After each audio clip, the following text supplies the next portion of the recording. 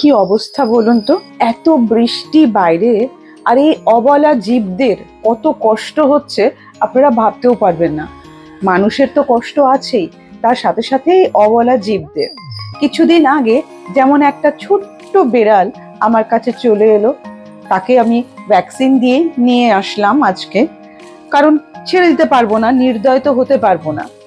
আজকে বারান্দায় গিয়ে দাঁড়াতেই দেখি ছোট্ট একটা পাখি ভিজে চুপচুপ করছে, একদম মাটিতে পড়ে আছে, উঠতে পারছে না, চোখে দেখতে পাচ্ছে না, একা চুপ করে বসে আছে।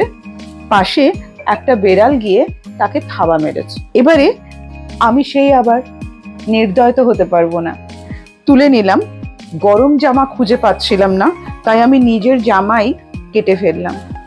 কেটে ফেলে ওকে একটু গরম দিচ্ছি, তাতে একটু নড়ছে।